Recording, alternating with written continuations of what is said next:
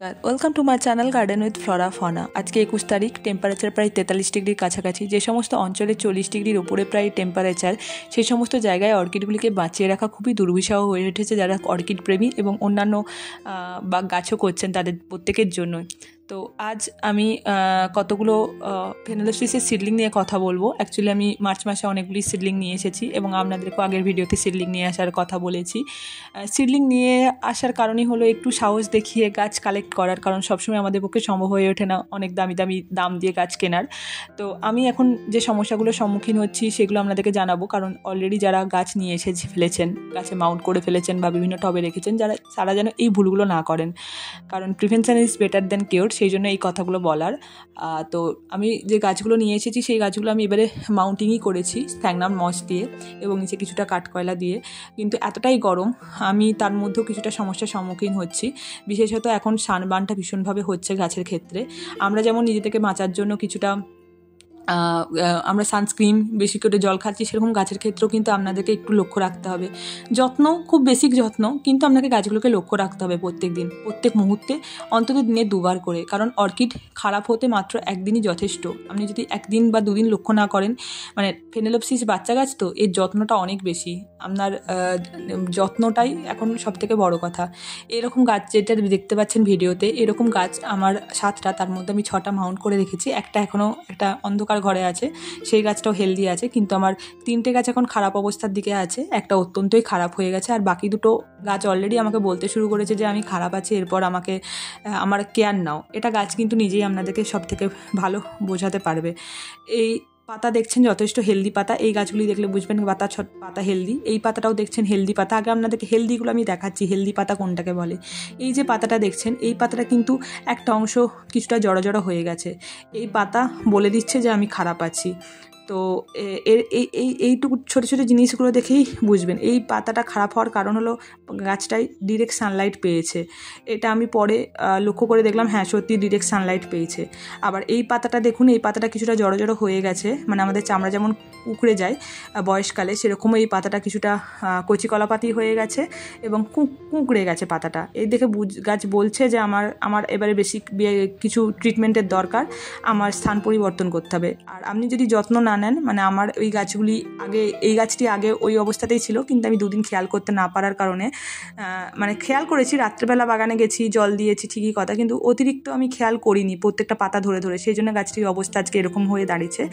এই গাছটি আমি এখন পুরোপুরিভাবে গাছটিকে তুলে সরিয়ে আমি এখন নতুন একটা ব্যবস্থা দিয়েছি। একটা ট্রান্সপারেন্ট ছোট পটে যেগুলোতে অর্কিড আছে ফেনোলেপসিস, তার নিচে কিছুটা কোকো চিপস দিয়ে, কোকো চিপস হলো নারকেলের ছোবড়ার ছোটো ছোটো অংশ, সেগুলোকে ভালো করে নিচে দিয়ে হাফ লেয়ার করে তার উপর স্প্যাগনাম মস দিয়ে ওপরে একটা পলিব্যাগ দিয়ে দিয়েছি, এবং পলিব্যাগ দেওয়ার আগে গাছটাকে কিছুটা অ্যালোভেরা জেল দিয়েছি আর পলিব্যাগ দিয়ে ভালো করে বেঁধে দিয়েছি। তার পলিব্যাগটা দেওয়ারই কারণ হলো যাতে গাছ কিছুটা ময়েস্ট নিতে পারে, মানে ময়েশ্চার লক থাকে। এবং গাছটিকে মাঝে মধ্যে আমি কোনো বালতিতে ডুবিয়ে দিচ্ছি, গাছের নিচে যেহেতু ছিদ্র করা আছে, জল উপরে মানে মিডিয়াকে বেশ ভালো রকম ভিজিয়ে রাখছে।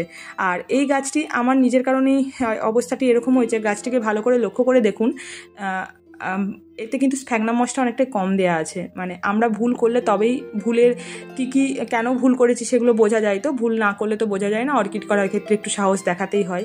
তো আর গাছটি 2 নম্বর হচ্ছে যে গাছটিতে কিছুটা আমি পশ্চিমী, এই গাছটা ছিল অ্যাকচুয়ালি পূর্ব দিকে যেখানে রোদ আসে সেখানে রাখা ছিল, এবং আমি যেহেতু চালের গুঁড়ো ভেজানো জল দিতাম এবং আমি স্টেন করিনি, সেই কারণে কোনো মানে এই ব্লকগুলোতে ফাঙ্গাল ইনফেকশান হয়েছে।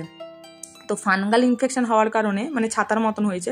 আমার কাছে সে সময় ফাঙ্গিসাইড ছিল না বা হলুদ দেওয়ার কথাটা আমার মাথায় আসেনি। আমি ডিরেক্ট কী করেছি, আমি একটু পশ্চিমী লাইট খাইয়েছি, পশ্চিমের দিকে মানে জায়গাটা পরিবর্তন করেছি, যেখানে আমার হেলদি অর্কিডও ছিল।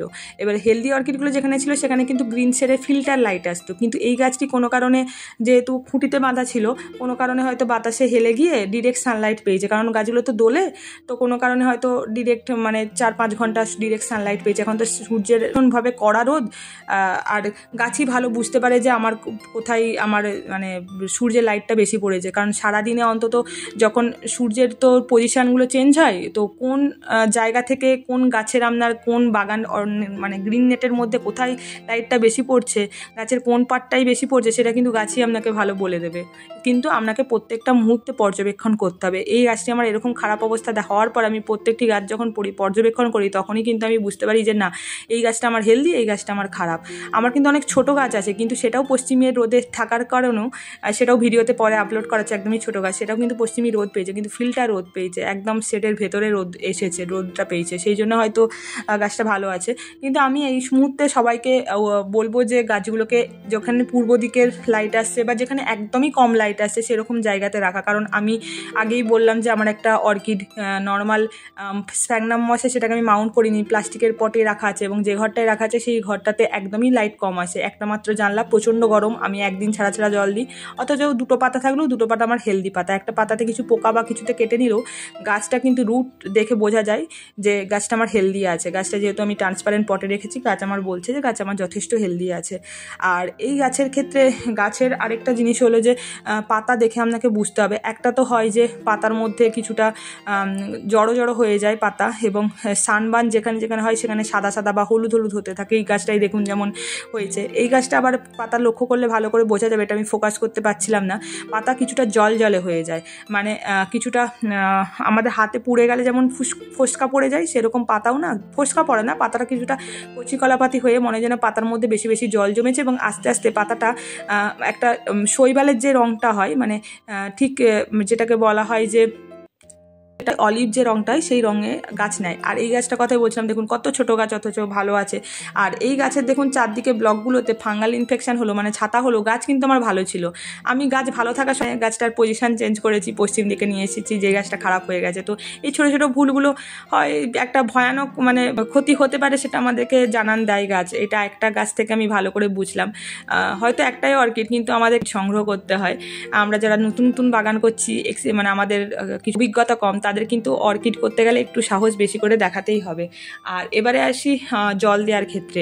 এখন অর্কিডকে আপনাকে 3 থেকে 4 বার জল দিতেই হবে, তার সাথে মানে মগে করে জল না দিয়ে অন্তত কিছু একটা মানে যেখানে বোতলকে চারদিকে ওপরে ছিদ্র করে জল দেওয়া যায় এরকম বোতলেও জল দিতে পারেন, বা ঝাড়িতে করে, যেটা আমরা বাংলায় ঝাড়ি বলি, সেরকম ঝাড়িতে করেও আপনারা জল দিতে পারেন। থেকে প্রত্যেকটা গাছে আপনাকে 2 থেকে 3 মিনিট ধরে জল দিতে হবে। আর স্প্রেও করতে পারেন, স্প্রেও খুব ভালো, গাছ চারদিকে জলের মানে শোষণটা ভালো হয়। সেক্ষেত্রে আপনাকে 1 থেকে 2 মিনিট হাতে নিয়ে জল দিতে হবে, স্প্রে মেশিনেও জল দিলে। আর তার সাথে হচ্ছে যারা অর্কিড হাতে সময় কম, তারা অর্কিডের পটগুলিকে ভিজিয়ে দিতে পারেন বড় গামলাতে 3 থেকে 4 মিনিট, বা আরও বেশি হলেও সমস্যা নেই, ভালো করে ভিজিয়ে দিলেন, এবং তার প্রত্যেকটা অর্কিডের পটের তলায় একটা করে হচ্ছে কিছুটা প্লেট রেখে দিতে পারেন, যাতে নিচে হেক্সের জল কিছুটা জল থাকে, ওপরে মিডিয়া যেন কিছুটা ভেজা ভেজা থাকে, একদম শুকিয়ে না যায়। অথবা শুকনো যে মানে নারকেল ছোবড়া বা হচ্ছে স্প্যাগনাম মসকে ভিজিয়েও ওই অর্কিডের পটের উপর দিয়ে দিতে পারেন।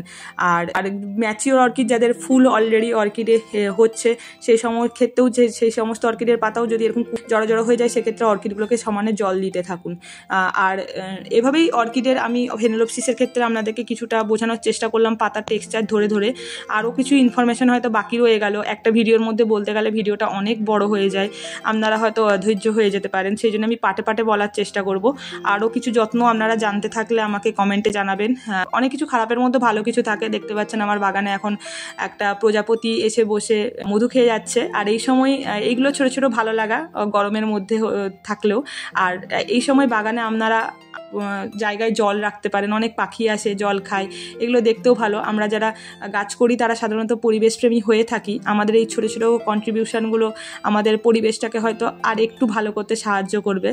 ছোটো ছোটো কাজের মাধ্যমে আমরা কিন্তু পরিবেশের যে পার্টগুলো আছে, গাছ বলুন, বিভিন্ন পাখি বা আরও যে সমস্ত ছোটোখাটো কাঠবিড়ালি, এই সমস্ত যারা যারা আসে বাগানগুলোকে সুন্দর করে রাখে, প্রকৃতিগুলোকে সুন্দর করে রাখে, তাদেরকে অল্প একটু খাবার, অল্প একটু জল, এভাবেও এইগুলো প্রোভাইড করেও আমরা কিছুটা হয়তো মানে ভালো রাখতে পারি তাদেরকে। কারণ তারা না থাকলে শুধু গাছ দেখে তো ব্যাপারটা সুন্দর হবে না, সব কিছু নিয়েই আমাদের প্রকৃতি। তো ভিডিওগুলি ভালো লেগে থাকে অবশ্যই লাইক করবেন। আপনারা কি টপিকের ওপর ভিডিও দেখতে চাইছেন সেগুলো জানাবেন। আর তার সাথে হচ্ছে আপনারাও যদি কিছু জেনে থাকেন কমেন্টে জানাবেন, কি দেখতে চাইছেন সেটাও কমেন্টে জানাতে পারেন। আশা করি আপনাদেরকে ভালো লাগলো ভিডিওটি। এতক্ষণ ধরে দেখার জন্য অসংখ্য ধন্যবাদ। Thank you.